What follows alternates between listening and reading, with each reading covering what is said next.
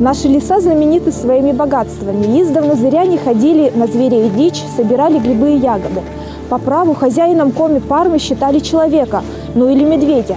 Но есть и те, кто утверждает, властелином Северной тайги является никто иной, как Ягморт, или Снежный человек.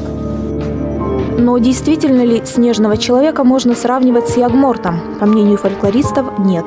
Ведь сюжеты рассказов абсолютно разные. По преданию, Ягморт жил недалеко от нынешнего села Ижма.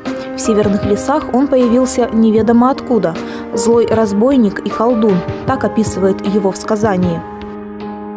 Есть в коми-фольклоре ряд сюжетов сходных, да? Когда возле какого-то села поселяется некий персонаж, отвергнутый обществом, да? И начинает там вредить, что ли, этому обществу, этой общине, там, воровать скот, там, похищать там, женщин, убивать там, и так далее. Это там, допустим, Пастыкировский Гулень, там, вот этот Маджинский Юрка, Карткировский Картайка. Там. Традиция приписывает им некие колдовские свойства. Ростом он был едва ли не в добрую сосну. И по голосу, по виду дикий зверь. Лицо, обросшее черной, как смоль, бородой. Глаза, налитые кровью и дико сверкающие из-под густых бровей. Одежда из невыделанной медвежьей шкуры. Никто не знал, какого роду племени Ягморт. Никто не ведал, откуда появился он возле чудских жилищ. Ягморт жил в глубине дремучего леса, в недоступных чащобах, рассеянных по пустынному побережью реки Кучи, и появлялся в селениях только для грабежа и убийств. Робкая чудь избегала встречи с ним. Одно имя его наводило страх. По преданию, Ягморт украл красавицу-дочь старшины селения Райду. Жених девушки вместе со своими верными друзьями-охотниками решил во что бы то ни стало отыскать жилище злого чудовища, схватить его и убить. Толпа, вооруженная стрелами, копьями и топорами, двинулась против Ягморта. Их было 100 против него одного. После долгой битвы охотники отрубили страшилищу руки, ноги, а потом и голову. В его пещере они нашли много добычи, а еще обезображенный труп несчастной Райды. В красивом месте, где сливаются река Куча и Ижма, на одном из берегов стоит небольшой холм. Всякий проходящий мимо него должен плюнуть в его сторону или забросить в него камень или палку. Этот обычай пришел с незапамятных времен и обратился в привычку. Холм этот – могила страшного Ягморта, лесного человека. Рассказ о Ягморте был опубликован в 1848 году Михаилом Федоровичем Истоминым, выходцем из села Ижма. Он пишет, что это предание он слышал в детстве и называет его чудским. Странно, да, если мы вспомним, что село Ижма заселялось где-то в веке 16-17 появилось, то термин этот «чудской» как-то выглядит несколько неестественно. Но тем не менее он называет его чудским, якобы претендуя на какую-то седую древность. Когда в те времена, когда на Ижме жила чудь, вот там жил этот Ягморт. Ягморт – самый известный персонаж у Коми. Ижемское предание имело счастливую судьбу. После публикации оно было перепечатано в журнале «Пантеон русской сцены» и с тех пор кочевало по разным источникам. Иван Куратов и Михаил Лебедев написали одноименные поэмы. По его сюжету Яков Перепелица поставил на сцене театра национальный балет. По мнению Петра Столповского, известного писателя, Ягморт, он же Снежный человек, мог бы стать одним из брендов республики. Одного Ягморта будет мало для народа, который так богат фольклором. Я думаю, здесь целый комплекс. Вот Ягморт, Перо-богатырь, еще кто-то. Это дружная компания получится. Этот персонаж гиперболизируется, он становится выше ростом, там самое высокое дерево, как говорится, и одет в необработанную медвежью шкуру. Снежный человек не имеет никакой одежды. По всем свидетельствам, на нем на самом шкура, похожая на медвежью. Может быть, это было в свое время принято, как будто он тулуп носит. Еще одна параллель, что он чурался человеческого жилья. Он жил в дебрях где-то. Еще одна параллель. Снежный человек тоже прячется, бог его знает где, никто не может определить, где же он живет-то. Ну, то, что он непомерной силы, это понятно. Это третья параллель. То, что он в мифологии ни одного слова не произносит, это еще одна параллель. Снежный человек тоже, у него, видимо, нет речевого аппарата. Линиан Игнатов из Усть-Куломского поселка Яккош всю жизнь занимается поисками снежного человека, или, как его еще принято называть в здешних местах, гономорта. Истории о двухметровых рыжеволосых великанах, живущих на Верхней Вычегде, он слышал еще в детстве. Рассказы очевидцев, а их немало, педагог собрал и выпустил в рукописной книге. Линиан Алексеевич даже воссоздал портрет волосатого существа. Очень высокого роста, с длинными руками, ниже колен, бурого цвета. Шеи вообще не видно, как бы прямо голова вставлена в тело. Вот такие основные признаки. И походка немножко такой согбенная.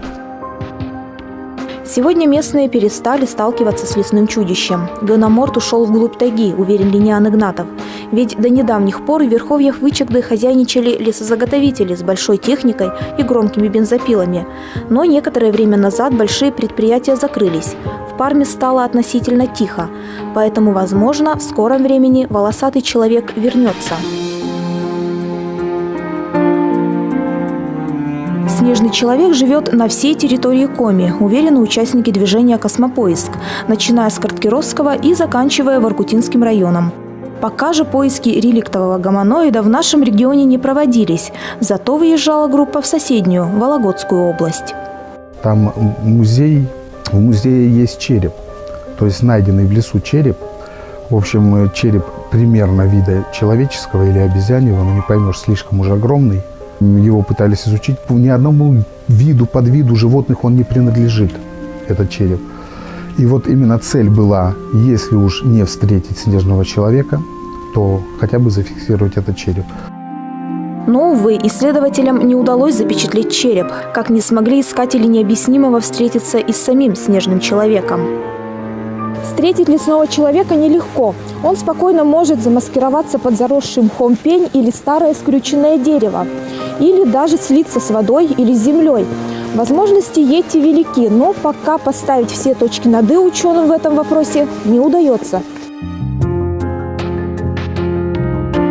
Так кто же такой снежный человек? Пришелец с других планет или параллельных миров?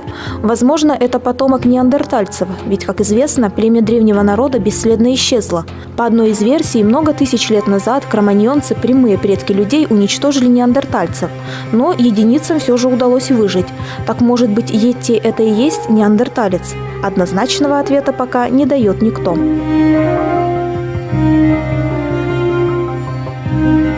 По словам криптозоологов, у лесных чудищ необыкновенный нюх и зрение, особенно в темное время суток. А еще мохнатый чувствует, когда за ним начинается охота.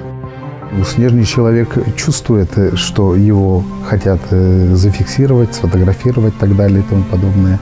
И просто скрывается от людей. То, что ищут, то, что видели, есть если очевидцы, это просто совершенно случайные встречи. У него хорошая интуиция, если он чувствует какую-то опасность, то есть ни один охотник не встречался с ним. Если он чувствует какую-то опасность, он вообще быстро удаляется, исчезает. Просто есть такие миры, которые мы не видим. Человек со способностями только может его увидеть, этот мир. Именно встречают снежного человека, человек со способностью. Есть такие версии, что именно обладает он гипнозом. За мою фольклорную практику просто я встречался с такими сюжетами только один раз. Вот в селе Муже Тюменской области. Там тоже живут коми. И мне рассказывали, что там очень часто встречаются со снежным человеком. Тоже, кстати, они называют их ягморт, насколько я помню.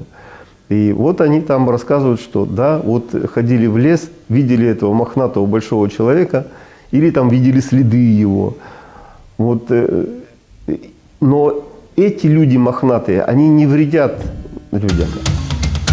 Действительно, по рассказам очевидцев, лесной человек не агрессивен. При встрече с людьми он старается быстро и незаметно уйти. Возможно, благодаря своим паранормальным способностям. В этом уверен и Владимир Тимин, коми-поэт. В далеком феврале 1966 года во время фольклорной практики на Ударе с ним произошел необъяснимый случай. По словам писателя, на лесной дороге он столкнулся с самым настоящим йети. Ну, иду, думаю, недалеко идти-то я минут, скажем, полчаса или минут 40. Ну вот, а вдруг где-то на повороте в сумраке выходит человек высокий из-за деревьев, а снег-то по пояс. Чего он там? Главное, он вышел. Я говорю, ну, слава богу, сейчас он покурить просит, хоть поговорю, сколько осталось, да, это, думаю, охотник, что ли. Он посмотрел, большого роста такой очень, и взял, да и неожиданно свернул и опять зашел в лес. Ну, а что, кометы не самые? Тут уже пришла очередь, я немного так испугался и всякое стал думать. Нет дыма без огня. Тут очень много загадок, и ученые даже еще говорят о том, что это или это физическое существо, или это существо из так называемого параллельного мира придет, уйдет. Сейчас мир развивается очень быстро. Куда развивается, я не знаю. Но мы будем начеку и будем верить в все лучшее. В том числе и, ну, пусть, может, и подружимся со снежным человеком, если он есть.